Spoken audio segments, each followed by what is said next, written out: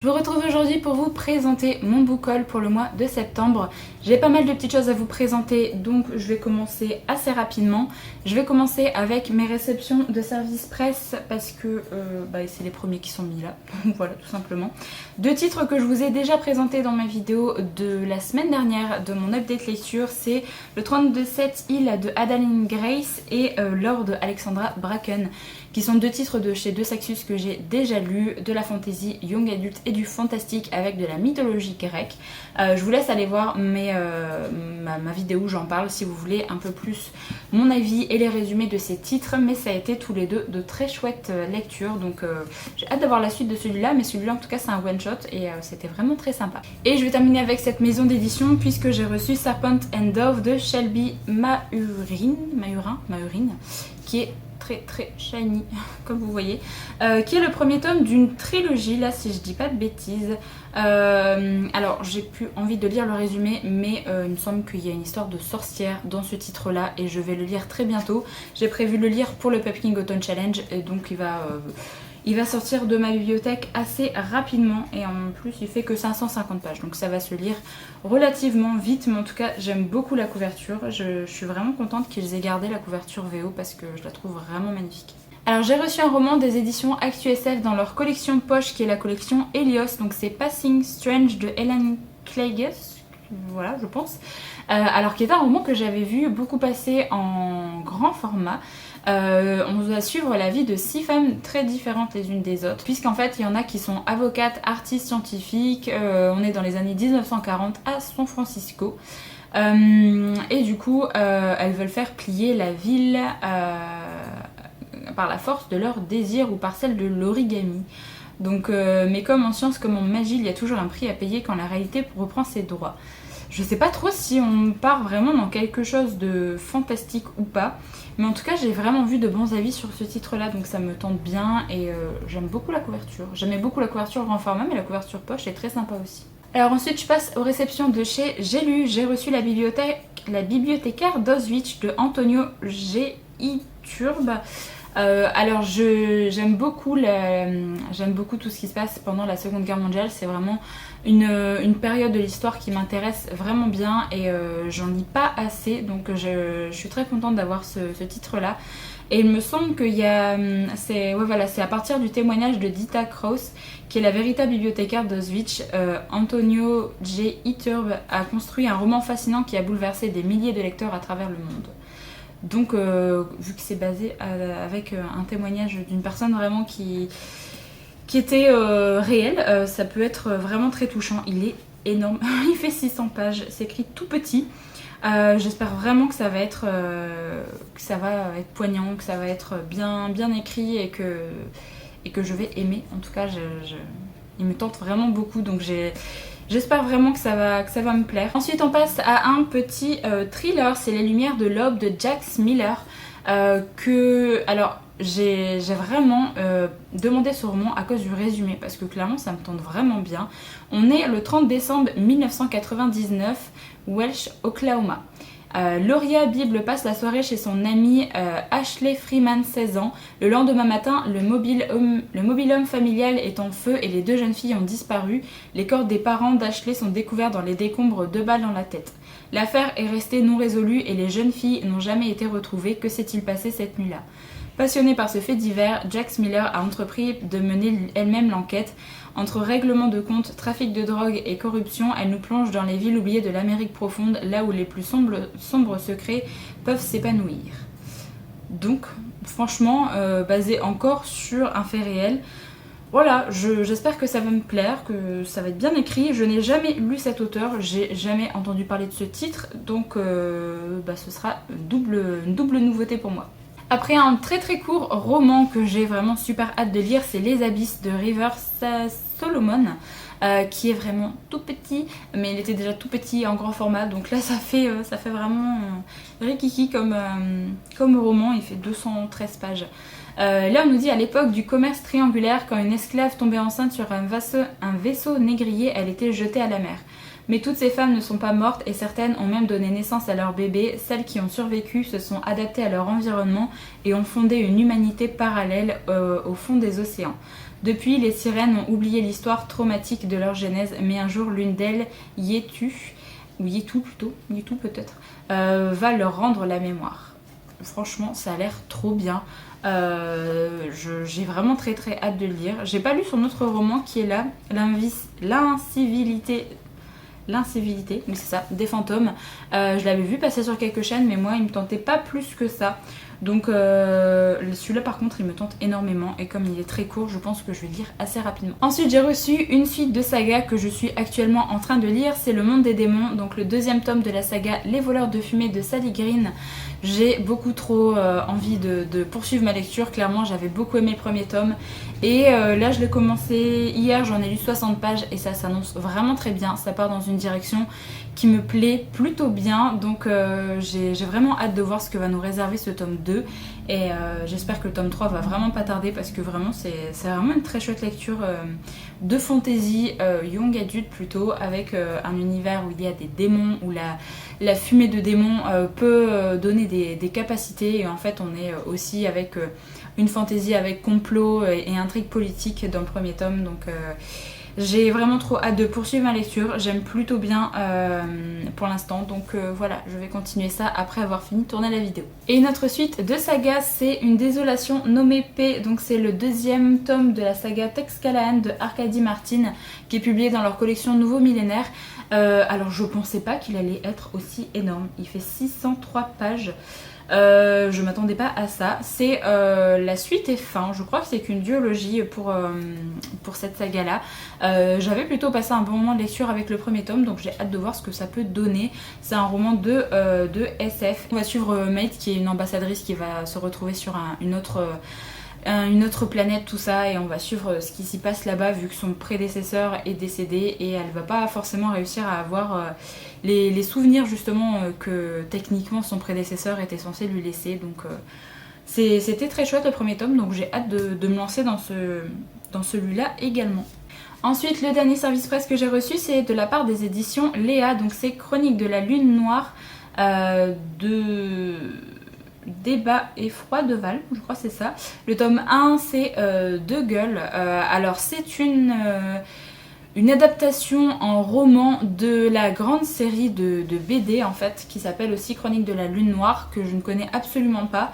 Et donc là on a le premier roman, je ne sais pas combien de tomes vont paraître par rapport aux tomes de BD. Je sais d'ailleurs même pas combien de tomes est-ce que ça reprend en fait là dans ce premier tome de roman. Donc voilà, c'est de l'epic fantasy, si j'ai pas de l'heroic fantasy, où on nous dit dans le torrent des siècles, les princes démons Lucifer et Pazuzu s'affrontent en un jeu cruel avec pour échiquier le monde, et qu'importe si leur partie ravagera l'équilibre de l'univers. Les pions rient, souffrent ou meurent au gré de leur fantaisie démoniaque. Ainsi, Hagendorf, empereur de Lynn, s'est vu prédire la fin de son règne lorsque l'archer chien de métal viendrait. Se pourrait-il que la rencontre d'un jeune demi-elfe sans nom et d'un elfe voleur armé de 2 épées bavardes renverse le jeu, la table et les joueurs. Donc voilà, ça me tente plutôt bien, j'ai bien envie de me faire mon propre avis sur cette saga. Il n'est pas très long, il fait moins de 350 pages. Et comme je ne connais absolument pas cette série de BD, voilà, j'ai vraiment plutôt hâte. Alors je suis pas extrêmement fan de la couverture. Voilà, par rapport aux couvertures BD, j'aurais préféré qu'ils gardent plus le même genre de... En fait, pourquoi pas le personnage, pourquoi pas, mais en fait, je comprends pas pourquoi c'est vraiment tout rouge, ça fait un peu vide en fait au niveau de la couverture, je trouve. Donc bref, on verra bien ce que ça donne, mais en tout cas ça me tente plutôt bien, donc j'essaierai de le lire assez rapidement aussi. Alors avant de vous laisser avec la suite de la vidéo, je voulais vous montrer 2 parutions de chez Albin Michel Imaginaire que je viens à peine de recevoir, donc je voulais vous montrer ça directement. Le premier c'est le prochain titre d'Estelle Faye, donc c'est Vichigo, qui va sortir la fin du mois de septembre. Il est vraiment magnifique, j'adore la couverture. En 1793, Jean Verdier, un jeune lieutenant de la République, est envoyé avec son régiment sur les côtes de la Basse-Bretagne pour capturer un noble Justinien de Salaire qui se cache dans la vieille forteresse en bord de mer. Alors que la troupe tente de rejoindre le donjon en ruine, ceint par les eaux, un coup de feu retentit et une voix intime agent d'entrer. À l'intérieur, le vieux noble passe un marché avec le jeune officier. Il acceptera de le suivre quand il lui aura conté son histoire. Celle d'un naufrage sur l'île de Terre-Neuve, 40 ans plus tôt. Celle d'une lutte pour la survie dans une nature hostile et froide où la solitude et la faim peuvent engendrer des monstres. Donc voilà, j'ai vraiment trop hâte de lire, il est vraiment magnifique. Et enfin, voici La Belle Bête, le deuxième tome des Maîtres Enlumineurs. Je suis vraiment trop contente, il est gigantesque encore une fois, il est très très gros. C'est le deuxième tome du coup de cette saga, de cette trilogie. J'ai beaucoup trop hâte de le lire. J'avais vraiment eu un coup de cœur pour le premier tome, donc j'espère vraiment que ce tome 2 sera aussi bien, ne va pas me décevoir, mais j'ai beaucoup trop hâte et j'adore la couverture aussi avec ce bateau, ce visage, tout ça, franchement il est magnifique, donc beaucoup trop hâte. Ce sera clairement l'une de mes prochaines lectures parce que vraiment j'ai envie de savoir ce qui va se passer dans cette suite. Alors ensuite on passe à mes achats. Comme d'habitude j'essaye de compléter la collection des grands classiques de SF et de fantastique. Donc c'est Le Chat Noir et autres histoires de Edgar Allan Poe, donc dans la collection... je sais plus comment elle s'appelle la collection des grands classiques je crois. The Classic Collection, voilà. Donc il y a celui-là que j'ai pris et également Dracula de Bram Stoker, donc deux titres que je n'ai jamais lus. Dracula est énorme, il fait vraiment, voilà, il est énorme par rapport à l'autre. Edgar Allan Poe, je n'ai jamais rien lu et du coup je me suis dit que ça pouvait être pas mal de lire une des nouvelles qui est présente dans cette histoire-là. Donc il y a pas mal de nouvelles qui sont dans ce titre-là parce qu'il y a Le Chat Noir, William Wilson, Le Puits et le Pendule, manuscrit trouvé dans une bouteille, la vérité sur le cas de Monsieur Valdemar, le portrait ovale, enfin voilà, il y en a énormément, il y a tout ça, plus derrière aussi. Donc c'est pas mal de très courtes nouvelles, mais ça me tente bien. Oh, il y a le corbeau, je crois que j'ai entendu des avis dessus d'ailleurs sur le corbeau. Donc voilà, comme d'habitude, vous avez des illustrations aussi dans cette collection et j'aime beaucoup l'objet livre. Franchement, je trouve que c'est vraiment magnifique. Donc voilà pour les deux petits achats de ce mois-ci. Alors ensuite, au niveau graphique, je me suis pris deux suites de sagas. Le premier, c'est le tome 4 de la saga Jujutsu Kaisen. Donc c'est Je vais te tuer de JJ Akutami, donc qui est publié chez Kiun. J'aime beaucoup cette saga, donc je me suis dit que j'allais prendre le tome 4. J'ai lu d'ailleurs le tome 3 hier, donc je vais pouvoir enchaîner le tome 4 dans pas si longtemps que ça. J'essaye de poursuivre des sagas plutôt que de potentiellement acheter des nouveaux titres, donc j'aime bien. Et en plus il y a énormément de tomes déjà disponibles, je crois qu'ils sont 10 ou 11 là déjà. Donc j'ai de quoi faire pour rattraper la parution française, mais en tout cas j'aime toujours autant l'univers, j'aime toujours autant les personnages. Et en plus de ça, ce perso, je l'aime beaucoup, donc je suis très contente qu'il soit sur la couverture. Et le deuxième titre graphique que je me suis pris, c'est le deuxième tome de la saga Solo Leveling, donc c'est de Dubu et de Chu Gong, donc c'est publié chez les éditions K-Books. C'est un manhwa que j'ai commencé cette série il n'y a pas si longtemps que ça, qui est tout en couleur. Je vous avais déjà montré des planches lorsque j'avais lu le premier tome, et il se lit comme un livre basique européen en fait, donc il se lit vraiment de la gauche vers la droite. Donc c'est une histoire qui apparemment prend beaucoup d'ampleur dans le tome 2, on voit beaucoup d'évolution par rapport à notre personnage principal, donc j'ai vraiment hâte de voir son évolution. Je ne l'ai pas encore lu, mais ça ne saurait tarder parce que vraiment ça... Enfin je sais pas, quand vous voyez ce genre de créature comme ça à l'arrière, moi ça me donne très envie de découvrir. Alors ensuite je vais vous parler d'un roman que j'ai gagné sur la page Instagram de Chicken Red, qui est une personne que je suis depuis pas mal de temps aussi et qui d'ailleurs regarde pas mal de mes vidéos, donc si tu passes par là je te fais encore un coucou et encore merci pour le roman du concours. C'est Anne Davon... Alors je sais jamais si on dit Anne Davonlea ou Anne Davonlea. Je dirais Anne Davonlea, de Lucy Maud Montgomery. Alors j'ai techniquement commandé le premier tome, parce que j'ai pas le premier tome, à ma librairie, sauf qu'ils ont des problèmes de livraison avec la maison d'édition Monsieur Toussaint l'Ouverture. Donc j'ai pas encore le premier tome en ma possession, ça met beaucoup de temps, mais du coup c'est pas grave, j'essaierai de commander autre part parce que du coup j'ai l'impression qu'ils ont vraiment des problèmes de livraison. Ils m'ont dit que c'était toujours ça a été en train d'être réédité tout ça, donc voilà, pour l'instant bon c'est pas grave, j'attendrai avant de lire ce deuxième tome, mais je suis fan du travail éditorial franchement de Monsieur Toussaint Louverture, j'aime beaucoup. Vous avez très certainement vu passer cette saga partout, je vais pas vous faire l'affront de faire un résumé, mais en tout cas j'ai vraiment très hâte de lire cette saga parce que j'en vois que du bon partout, donc vraiment j'ai trop hâte. Alors ensuite je vais passer à 4 achats d'occasion que j'ai pu me faire à la bouquinerie et ensuite à des achats neufs. Donc alors au niveau de la bouquinerie je me suis trouvé 2 thrillers. Le premier c'est Le Dernier Repos de Sarah de Robert Dugoni. J'avais vu passer ce titre il y a pas mal de temps déjà et je me suis dit que ça pouvait être sympa de le découvrir. Alors j'ai eu de la chance parce que c'est techniquement le premier tome d'une saga et j'ai pris un autre thriller et j'ai pas fait gaffe, je pensais que c'était que des one shot en fait que cet auteur faisait et en fait c'est un tome 2 donc voilà, je vais vous demander votre avis si jamais vous avez lu ces titres pour savoir si je peux le lire sans avoir lu l'autre tome avant, mais en tout cas celui-là c'est le premier tome. Là on nous dit que c'est Tracy Crosswhite vit depuis 20 ans avec la disparition tragique de sa sœur Sarah. Malgré le procès qui a condamné un coupable providentiel, elle est persuadée que cette histoire recèle encore de nombreux mystères. Pour que justice soit rendue, elle est elle-même devenue enquêtrice dans la police de Seattle.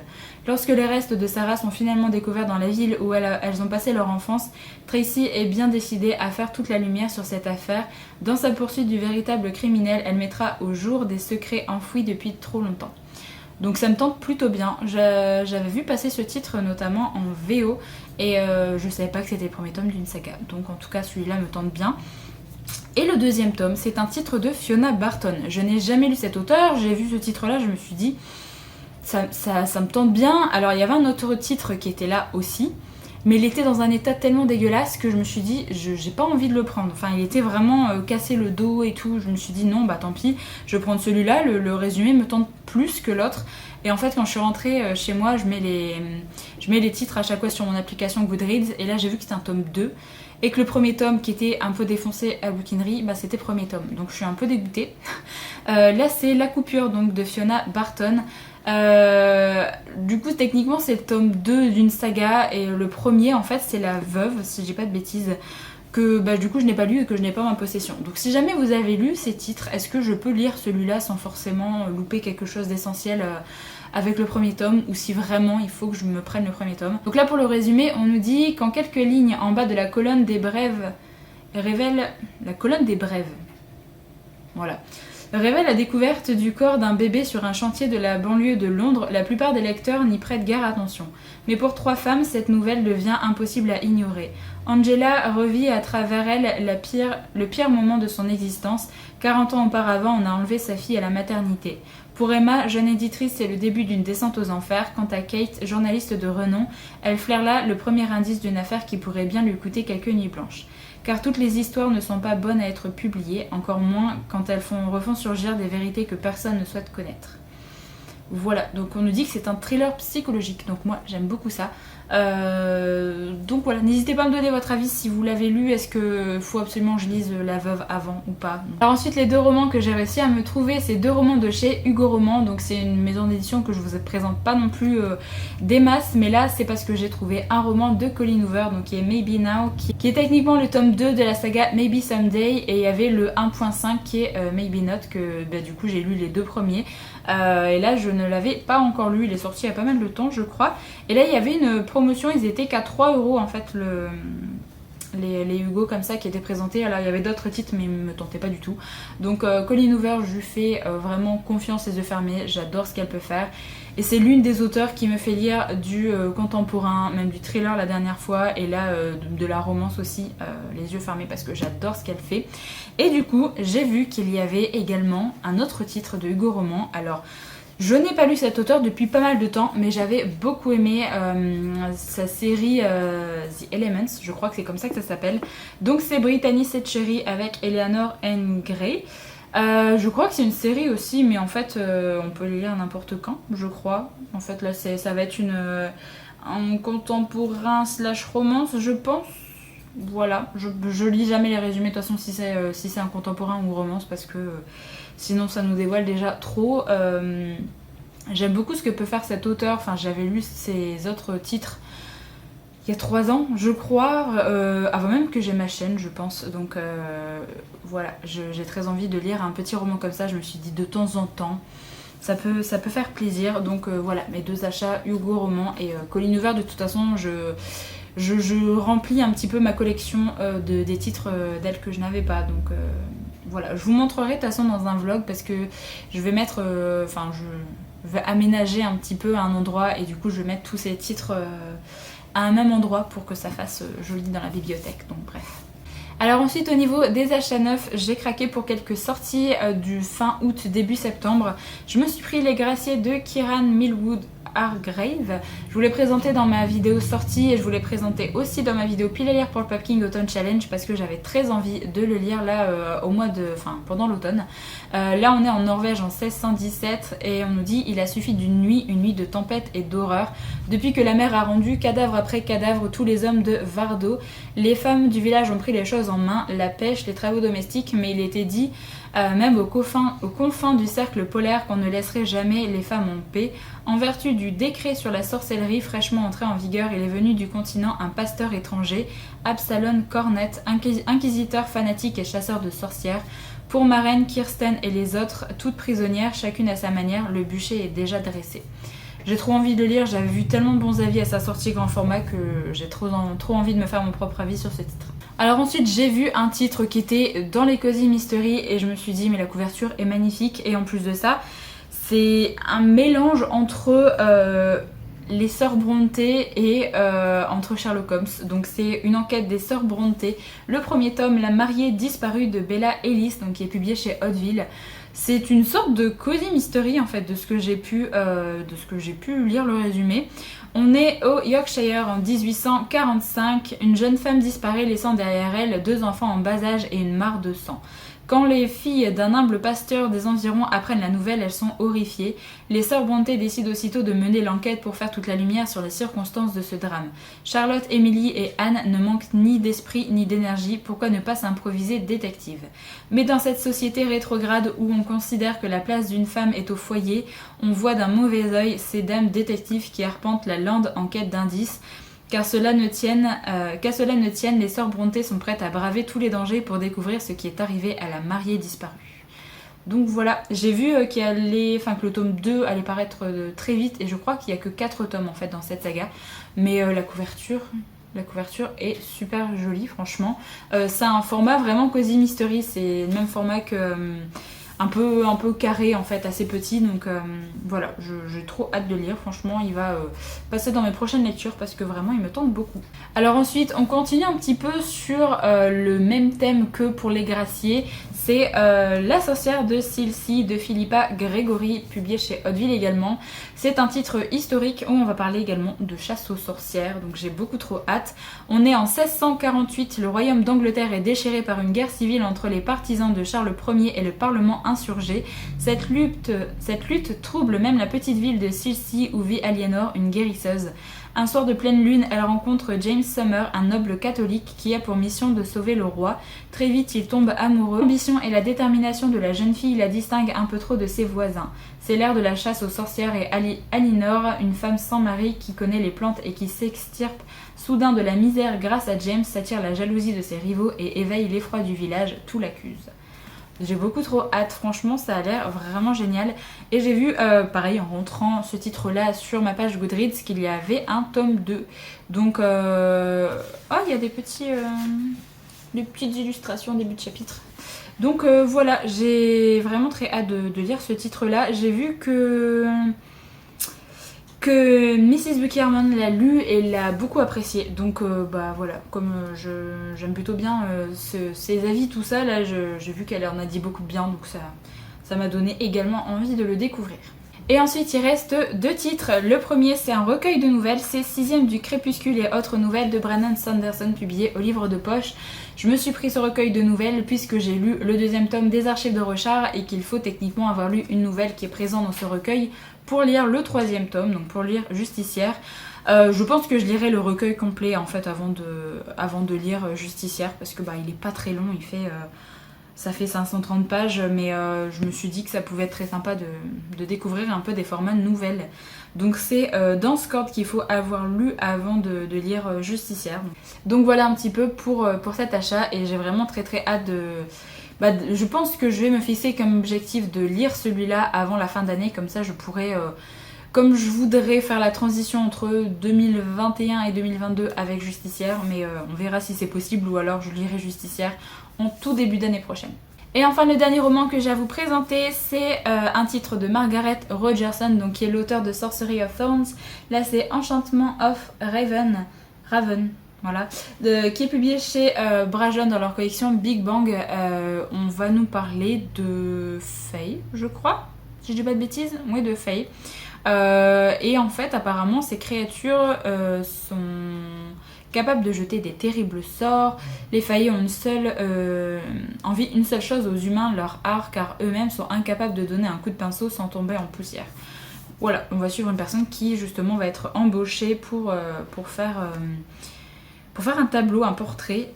J'ai pas envie d'en savoir plus parce qu'il est très court, il fait moins de 400 pages, donc j'espère vraiment que ça va être chouette. J'ai pas vu de très bons avis pour l'instant, mais j'avais envie de le découvrir. Franchement, la couverture est magnifique en plus. J'avais tellement aimé Sorcery of Thorns que j'ai trop envie de me faire mon propre avis sur ce titre, donc j'espère quand même que ce sera bien. Donc voilà pour mes achats et mes réceptions pour le mois de septembre. N'hésitez pas comme d'habitude à me donner votre avis si jamais vous avez lu un des romans que j'ai présenté. J'espère que la vidéo vous a plu et moi je vous retrouve très bientôt pour une prochaine.